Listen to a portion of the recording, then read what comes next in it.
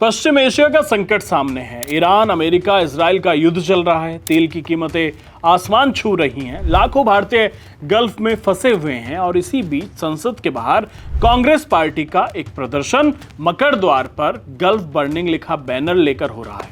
राहुल गांधी और अन्य नेता भी प्लेकार्ड्स लिए खड़े हैं। अब सवाल यह है, क्या ये प्रदर्शन सही समय पर है?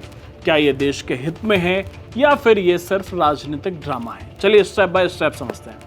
सबसे पहले बैकग्राउंड देख लेते हैं। फरवरी 2026 में अमेरिका और इजराइल ने ईरान पर जॉइंट एयर स्ट्राइक्स किए, जिसमें ईरान के सुप्रीम लीडर समेत कई बड़े अधिकारी मारे गए।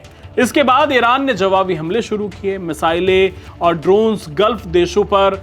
स्ट्रेट ऑफ हॉर्मुज में टैंकर ट्रैफिक रुक गया। तेल की कीमतें 100 से $115 प्रति बैरल से ऊपर चली गई हैं। कुछ एक्सपर्ट्स कह रहे हैं कि $150 प्रति बैरल तक पहुंच सकती हैं। भारत जैसे देश के लिए बड़ा झटका है, क्योंकि हम 85% तेल आयात करते हैं और गल्फ से बड़ा हिस्सा आता है। अब कांग्रेस क्या कर रही है? 9 मार्च 2026 को बजट सेशन के दौरान इंडिया अलायंस के एमपीज ने संसद के बाहर प्रदर्शन किया। वे कह रहे हैं कि सरकार चुप है, लीडरशिप नहीं दिखा रही। लेकिन दोस्तों, अगर हम थोड़ा गहराई से देखें तो असल में क्या हो रहा है वो समझ लेते हैं। विदेश मंत्री एस जयशंकर ने संसद में पूरा बयान दिया। सरकार ने एक्सपोर्ट्स के लिए सपोर्ट प्लान्स बनाए हैं, भारतीयों की निकासी के लिए ऑपरेशन चल रहे हैं, हेल्पलाइन जारी कर दी है।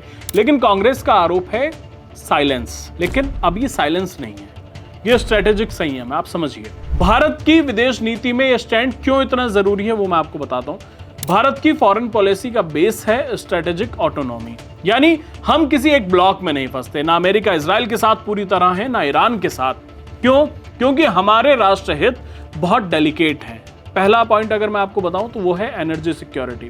अगर हम इजराइल, अमेरिका की तरफ खुलकर चले जाते तो ईरान और उसके सपोर्टर्स हमें टारगेट कर सकते थे। स्ट्रेट ऑफ हॉर्मुज बंद होता तो तेल की सप्लाई और बिगड़ जाती।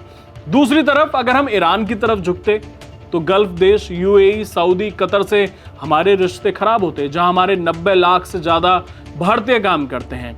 ये लोग फंस जाते, उनकी सेफ्टी खतरे में पड़ जाती। दूसरा पॉइंट है हमारा डायस्पोरा। गल्फ में रहने वाले भारतीयों की सुरक्षा सबसे ऊपर है। न्यूट्रल स्टैंड हमें सभी देशों से बात करने की पावर देता है। एमईए का स्टेटमेंट बहुत क्लियर है। सभी पक्ष संयम बरतें, एस्केलेशन रोकें, डायलॉग से सॉल्यूशन निकालें, सिविलियंस की प्रोटेक्शन पर जोर दें। यह स्टैंड भारत को ग्लोबल साउथ का लीडर बनाता है, जो शांति की बात करता है।